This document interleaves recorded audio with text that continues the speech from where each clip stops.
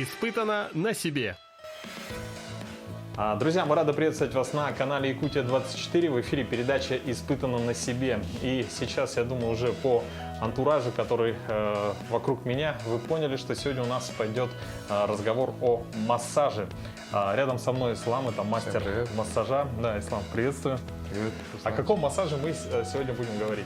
Сегодня будем рассказывать о массаже с мануальной техникой. Это будет мягкая мануальная техника, без повреждений, крепления суставов. И полностью продемонстрируем и научим, как правильно подходить к массажу, вплоть до того, как, чтобы массажный стол был на уровне, чтобы не навредить себе, но и клиенту тоже. Ну и немного забегая вперед, также скажу, что сегодня из нашего выпуска вы также узнаете, как можно самому сделать массаж в офисе или дома своим родным, близким. В общем, такую базовую какую-нибудь технику покажу, как именно убрать головную боль именно самым массажем за 5 минут в день.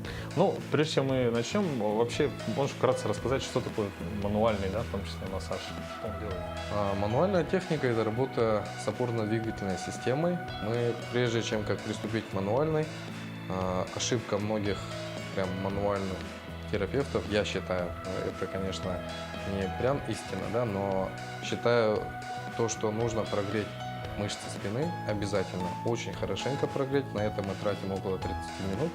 А в других местах 5 минут тратим. Поэтому у нас немножко видоизмененная мягкая мануальная техника, где мы потом проработаем с опорно-двигательной системой человека, суставчиками и шеей. Вообще мануальный массаж, у него, наверное, много тоже разветвлений есть. Да? Я думаю, что многие тоже зрители видели такие ролики в интернете, когда приходит пациент и ему чуть ли не кувалдой, извиняюсь за выражение, правят кости. Вот это что за техника? Это техника такая более, наверное, деревенская, я считаю, потому что это очень опасно. Так вообще не рекомендуется делать, чтобы бить.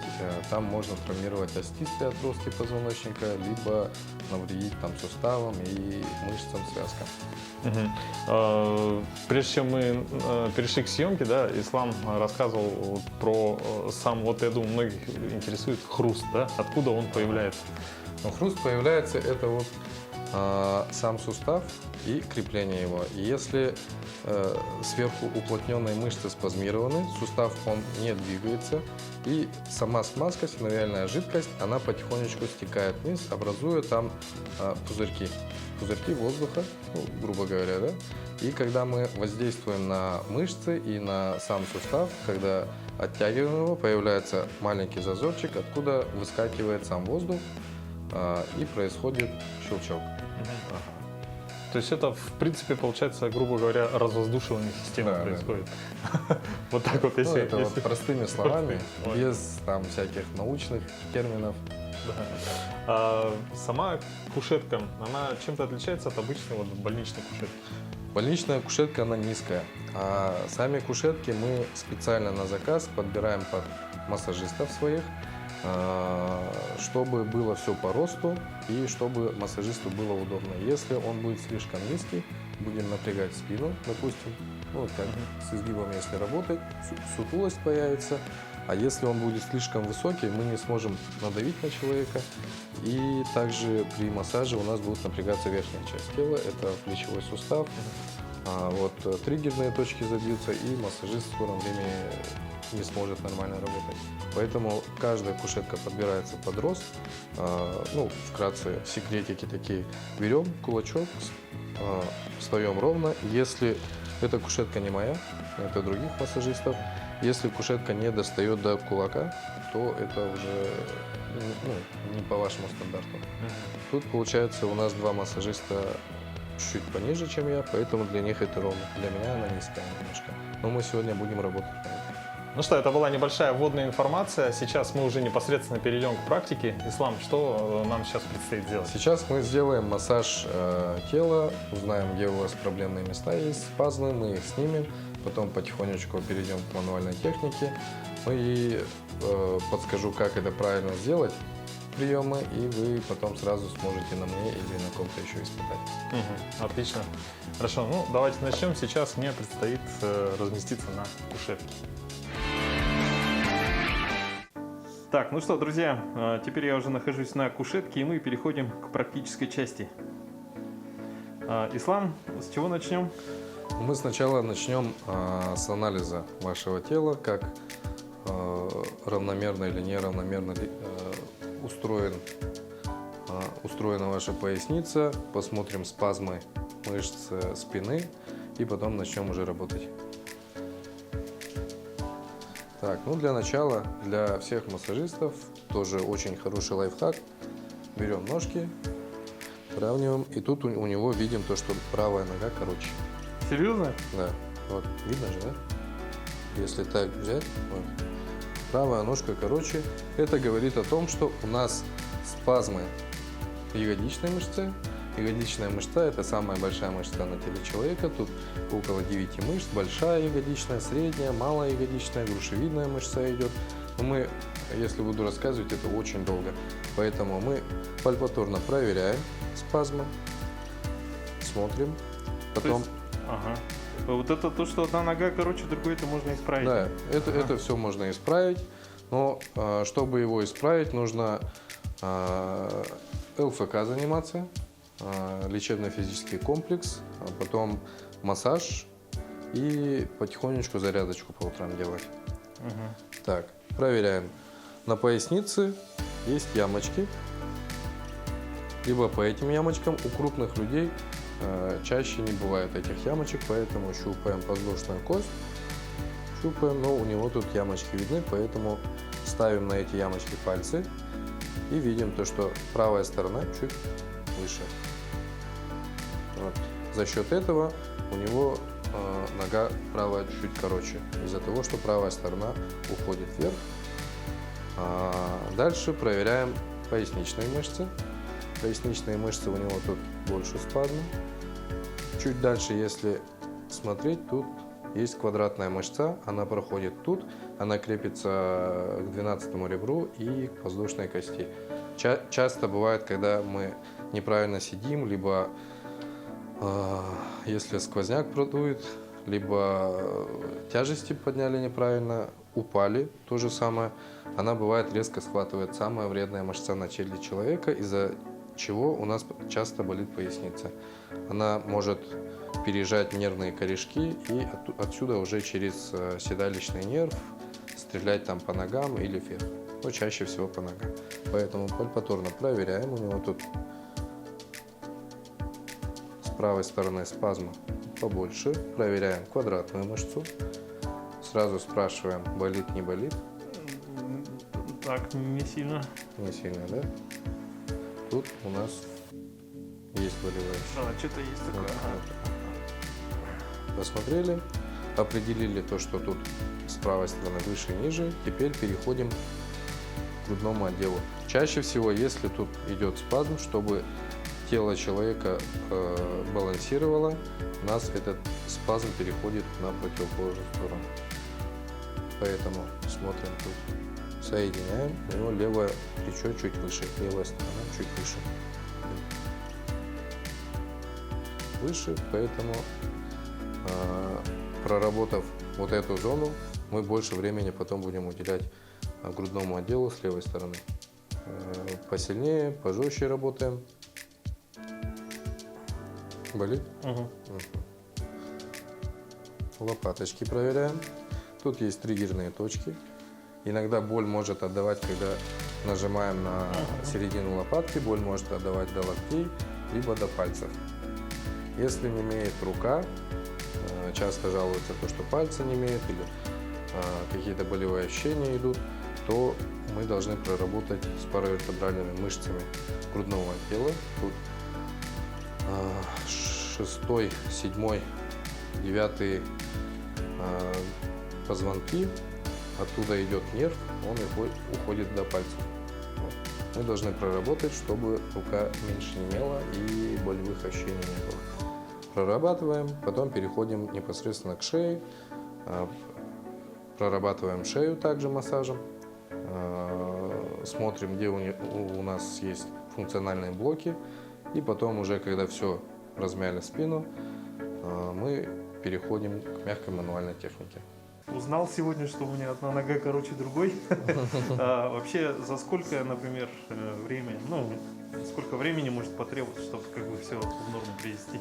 Если хорошенько лечебная гимнастика плюс массаж позаниматься, в течение месяца можно. Но массаж, конечно, не каждый день, хотя бы 2 раза в неделю. Ну, то есть это не, как бы, не вопрос одного сеанса, да? Да. Можно прям жесткой техникой, мануальной, исправить за пару сеансов, но краткосрочный эффект будет обратно затянуть. И самое главное, когда мы долго стоим, упор на правую ногу не делаем, желательно упор на 2 ноги. И когда сидим, ногу на ногу не закидываем. Когда ногу на ногу закидываем, у нас таз поворачивается. Получается, проворачивается, и правая сторона выше идет, если правую ногу закидываем. Идет выше, и, соответственно, когда долго так сидим, тут растягивается, тут потихонечку они зажимаются. Левая сторона больнее, да? Да, вот здесь где-то вот какая-то около лопатки. Ай-яй-яй. Это у нас спазмы мышц. Кстати, когда рукой проводим, пальпаторно уже чувствуем, бывает перескакивает, как шишка, либо хрустит, это вот мышцы. То есть, вот они. То есть как бы более твердые, да? Да, более твердые. Ну, они как круглые эти кабеля лежат. И мы, когда пальцем проскакиваем, тут у него тоже либо видим, а если человек крупный, то пальцем можно почувствовать. Вот, поэтому клиенты часто говорят то, что я куда ни нажму, сразу нахожу у них болевые точки. Но тут уже пальцами можно просто пройтись и узнать, где у него спазмы есть, и по ним работаем. Вот. После массажа на следующий день, как обычно, мышцы немножко болят, как после физических нагрузок. Поэтому беспокоиться не надо. А застой это что такое вообще? Это как кровь, да? Нет, застой, как по-простому мы всегда говорим, потому что сложными терминами, если будем говорить клиентам, они мало понимают. И поэтому мы либо говорим спазмы, застой, либо напряжение, вот так, чтобы было понятно, и чтобы они тоже понимали, какие у них проблемы есть и с чем мы работаем.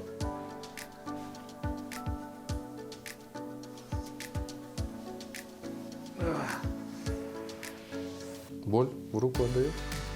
Вот, да. Сейчас. Ай-яй-яй. До локтей, до пальцев? Нет, до локтей. Ага, хорошо. Спазмы сильные тогда. Тут? Так, тут что-то не могу понять. Ну, не до локтей. Местная боль. Да, какая-то местная. Вот.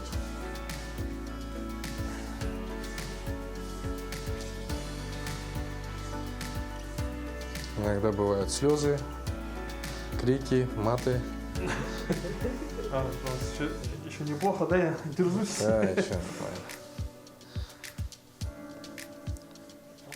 Ну и также работаем с трапециевидной мышцой. Она идет с нижней грудной, идет в плечо и отсюда в шею уходит. Поэтому, когда у человека часто болит голова, мы, бывает, за один сеанс снимаем головную боль. Когда как люди ходили там на массажи или куда-то еще в больнице, и беспокоила там головная боль около месяца. У нас хватает одного сеанса обычно, чтобы снять ее и облегчить.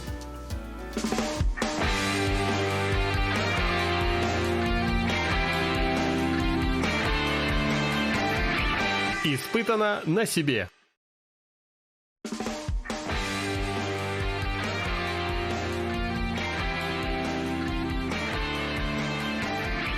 Испытано на себе.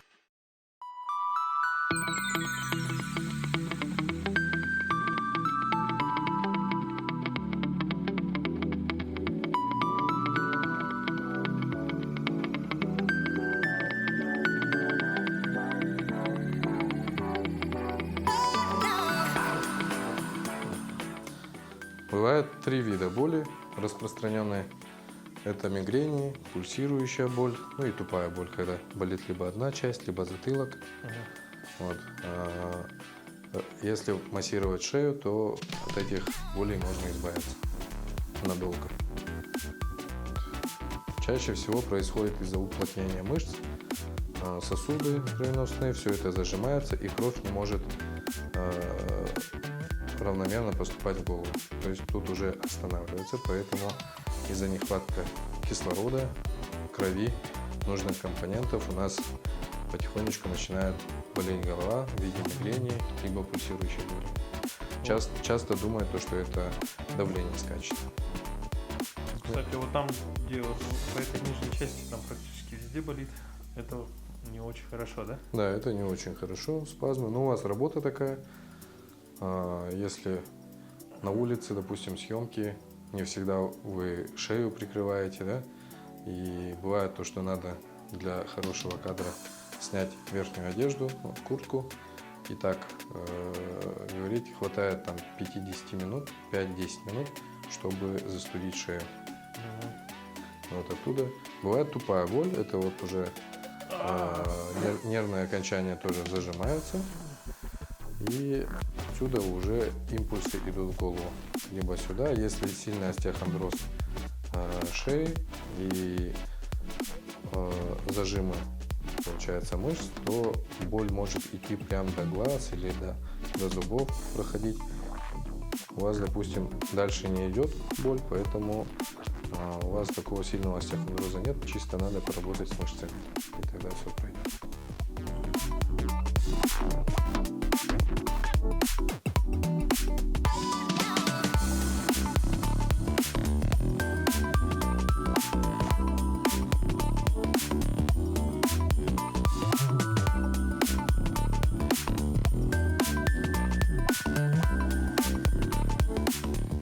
А вообще, вот, допустим, в целях профилактики, да, сколько раз, не знаю, в месяц или в неделю стоит ходить на мануальный массаж? В целях профилактики, если у вас сидячая работа или тяжелая работа, то хотя бы 1 раз в месяц надо ходить.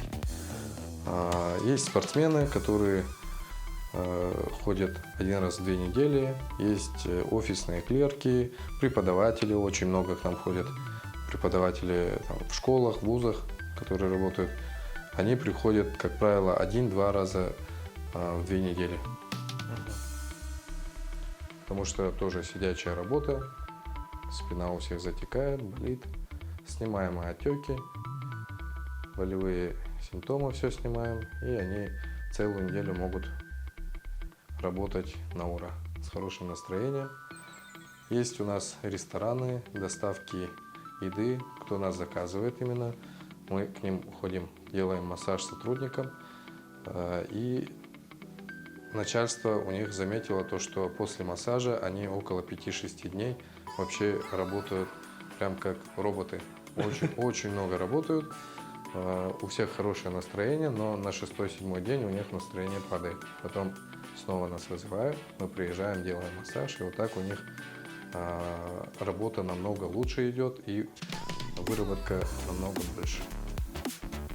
То есть это как бы еще и для бизнеса хорошо. Для бизнеса очень хорошо.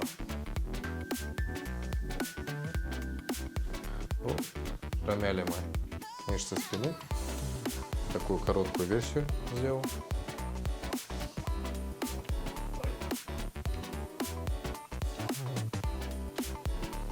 Хорошо. Кожа болит, да? Нормально тут. Так.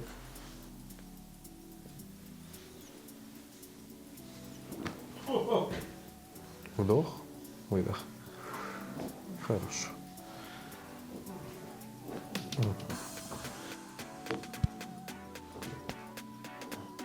Хорошо. Так, не бойтесь. Руслана не потеряете. Так, расслабляемся. О, ничего себе. Не больно? Нет. Страшно? Страшно. Так, расслабились. Ничего себе. Не больно? Четко. Расслабились.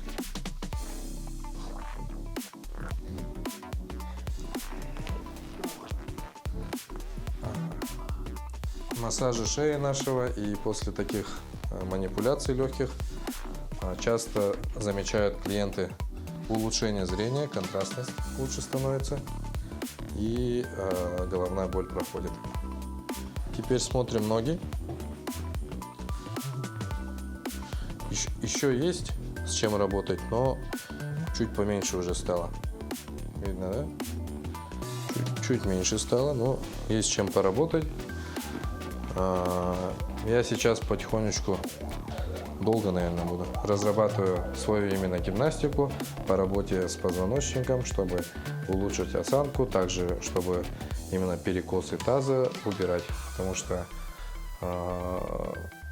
не всегда массажем или самому лечебной гимнастикой, там, физкультурой можно это все убрать, поэтому под наблюдением массажиста, либо специалиста нужно делать гимнастику, как правильно ногу вытягивать, и мы будем помогать также, и постепенно прорабатывать эти мышцы, проблемные зоны, вытягивая их и равномерно меняя осанку. Проверяем. Ага, ну тут блоки есть. Тут, смотрите, тут 90 градусов хорошо идет, да? Угу. А тут, смотрите, тут уже до 90 не доходит. Чувствуется, да? Да, кстати. Ага. Ну, я много на праворульной машине ездил. Ага, расслабились. Хорошо. Не дает, не отпускает. Ага. Расслабились. О, Хорошо. Да, сейчас, кстати, я вот узнал, что я думал, что я ходил к мануальщикам, но оказывается нет никогда, потому что тайский массаж не считается. Вот. Сейчас очень такие положительные эмоции, впечатления, то есть особенно в области шеи. Как-то дополнительная какая-то подвижность появилась. Вот. Но я думаю, что сейчас мы еще узнаем несколько интересных фактов, интересных приемов, как можно дома делать себе массаж.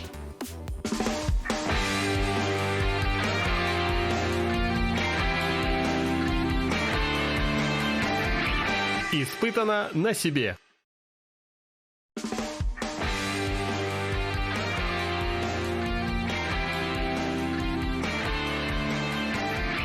Испытано на себе.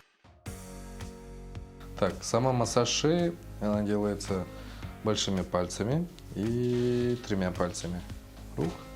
Получается, берем правая, левая рука, сами себе. Допустим, это рука Руслана. Чтобы вам понятнее было, тут от черепа, от костной ткани спускаемся вниз до мышц.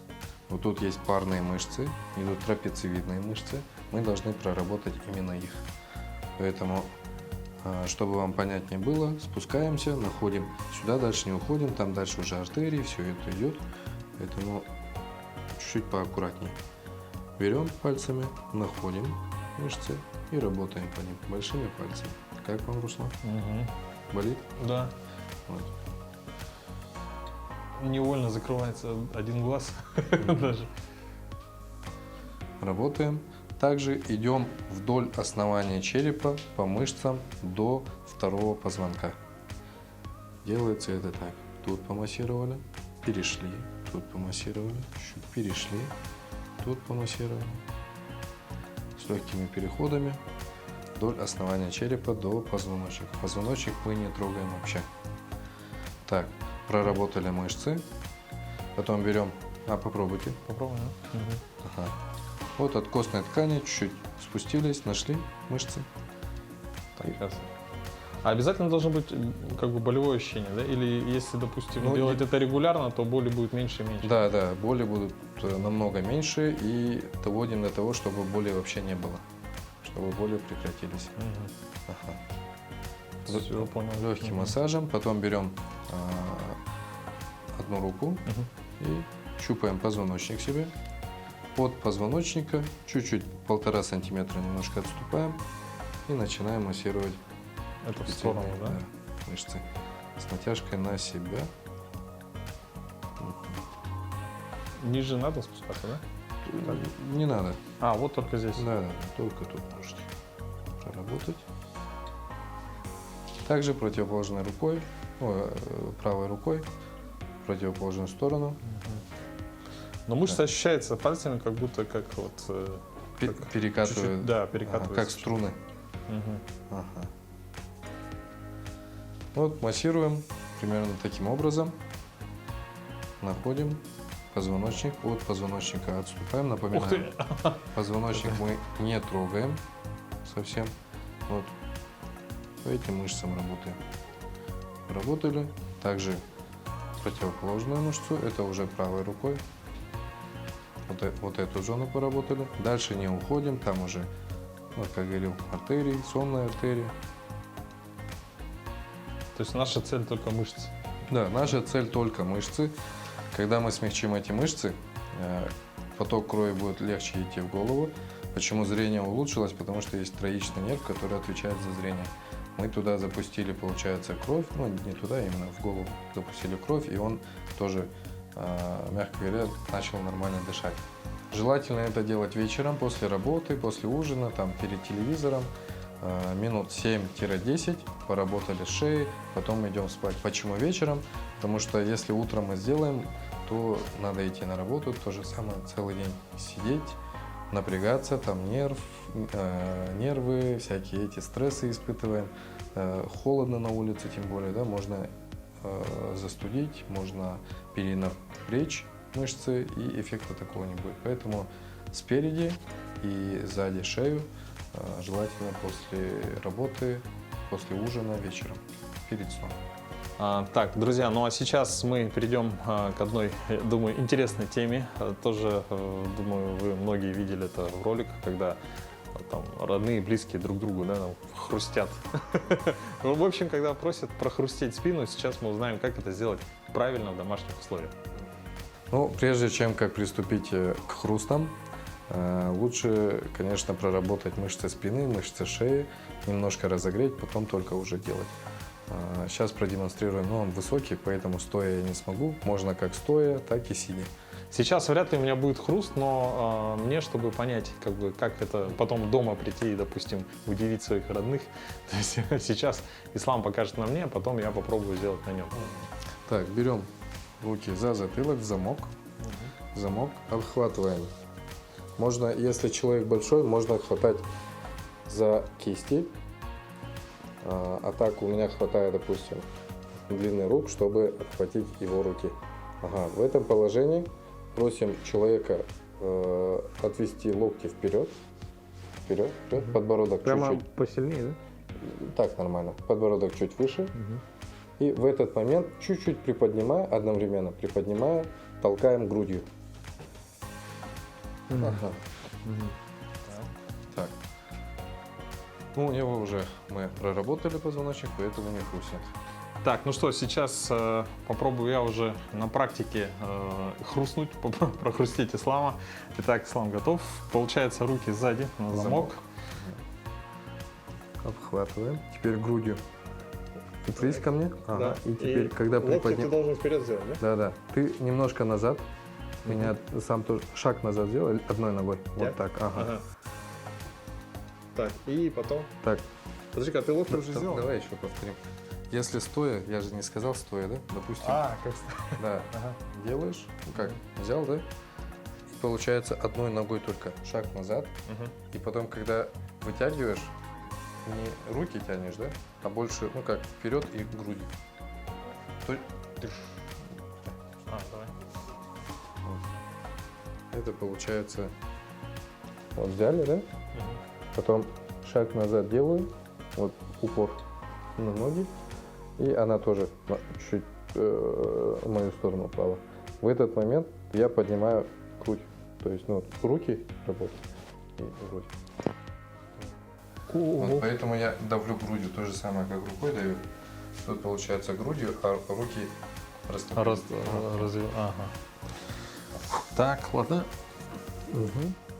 Упор на любую ногу, которая удобна, да? Да. Вот так, отлично. Ага. И потом, когда вот так пойдет, да, движение? Ага, грудь чуть-чуть ниже. Делай. Вот так. Ага, все.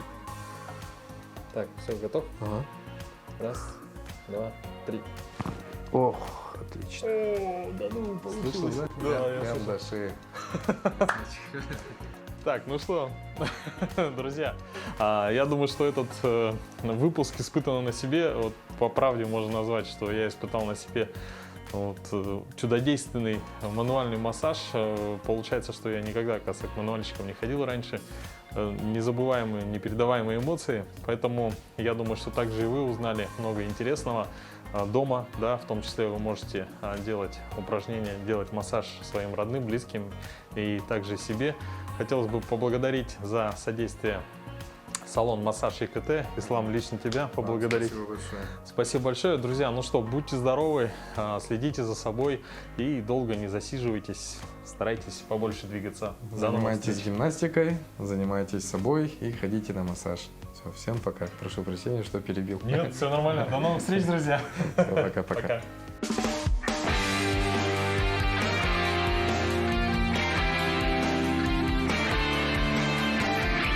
Испытано на себе.